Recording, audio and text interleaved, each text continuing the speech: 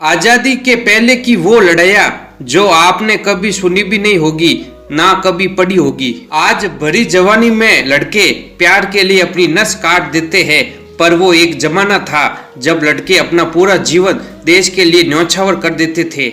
ऐसे ही नहीं मिली आजादी, इसके लिए बहुतों ने अपना खून बहाया है। अंग्रेजों ने भारत की जनता पर बहुत अत्याचार किया। अंग्रेजों ने क्रांतिकारियों को सड़क पर लिटाकर हाथी व घोड़ों से कुचला दिया। क्रांतिकारियों के शरीर को हजारों गोलियों से बूंद दिया। जिंदा व्यक्ति को तोप के आगे खड़ा करके उड़ा दिया।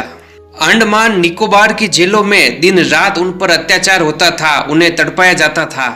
अंग्रेज उनके हाथों और पैरों में खिल्ले ठोकते थे और कहते थे कि हमारी अधीनता स्वीकार कर दो, फिर भी क्रांतिकारी व्यक्ति झुके नहीं और कहा कि हमारे शरीर के टुकड़े कर दो, फिर भी हम हार नहीं मानेंगे।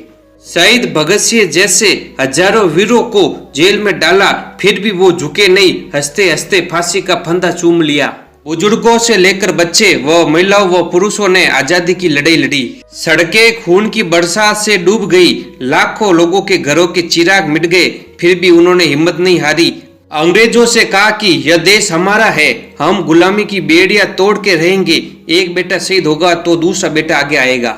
लाखों लोगों के संघर्ष के बाद आज हमें आजादी मिली। आज भारत बना है तो उन क्रांतिकारियों व शहीदों से। मैं आपसे प्रश्न पूछता हूं कि क्या आज भी हम आजाद हैं? मेरे को तो नहीं लगता है कि हम आजाद हैं। आज भी हमारे पैरों में बेरोजगारी, भ्रष्टाचार, महंगाई, गरीबी की बेड़ियां बंधी हुई है। एक नेता जनता के वोटों से सरकार बनाता है, पर उस जनता को कोई फायदा पहुंचाता नहीं है। एक नेता करोड़ों के घोटाले करता है, विदेश में करोड़ों की जमीन ले लेता है, अपने बच्चों को वही पढ़ाता है। पर एक किसान अपने ही देश में खेती से अच्छी कमाई नहीं कर पाता है, अपने बच्चों को पढ़ा नहीं पाता है, जिम्मेदारियों के बोझ तले दब जाता है। जब कर्ज हद से ज्यादा बढ़ जाता है तो वो आत्महत्या जैसे रास्तों को अपनाता है। सरकार बड़े बड़े बिजनेसमैन का लोन माफ कर देती है, पर गरीब व्यक्ति का नहीं। आज सैलरी कम हो गई, महंगाई बढ़ गई। जो बच्चे कंपटीशन एग्जाम की तैयारी करते हैं, उनके एग्जाम भी समय पर नहीं हो पाते हैं, उनमें भी हजारों गड़बड़ियां होती है। एक नेता महंगी गाड़ियों में घूमता है, विदेश में घूमता है, इनके लिए करोड़ों रुपए खर्च किए जाते हैं, पर बच्चों के लिए नहीं। सरकार करोड़ों रुपए के टैक्स वसूलती है, पर सुविधा के नाम पर कुछ नहीं देती है। एक नेता का हेलीकॉप्टर खराब हो जाता है, कार खराब हो जाती है तो तुरंत 1 मिनट में नहीं आ जाती है।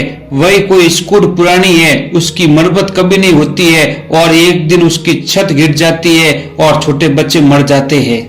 सरकार इसे हादसे का नाम दे सकती है, पर मैं इसे हत्या का नाम दूंगा, जिसका जिम्मेदार खराब सिस्टम और सरकार है।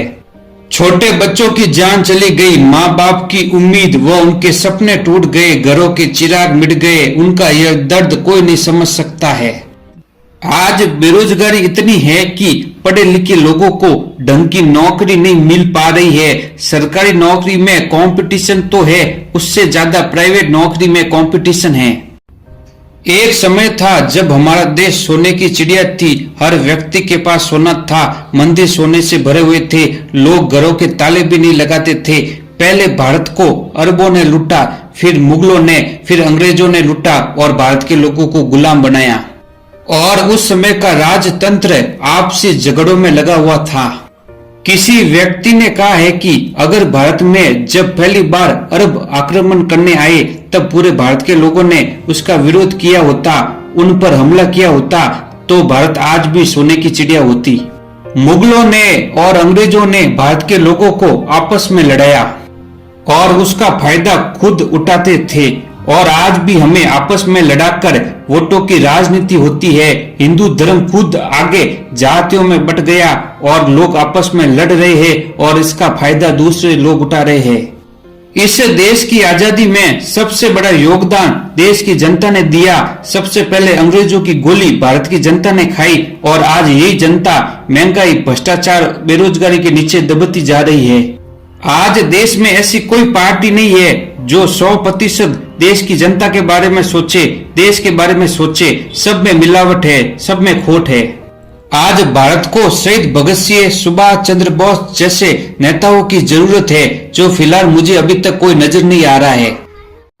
किसी व्यक्ति ने कहा है कि अगर नेता ईमानदारी से, सरकारी अधिकारी ईमानदारी से काम करे तो शायद भारत सोने की चिड़िया बन सकता है, परंतु ऐसा होना मुश्किल है, क्योंकि पहले ये लोग अपने बारे में सोचते हैं, फिर देश की जनता के बारे में सोचते हैं। आजादी के इतने साल हो गए, फिर भी हम कमजोर हैं, दूसरे देशों पर निर्भर है। उम्मीद है कि यह वीडियो आपको अच्छा लगा होगा। लाइक जरूर करना और चैनल पर नए हो तो चैनल को सब्सक्राइब। जय हिंद, जय भारत।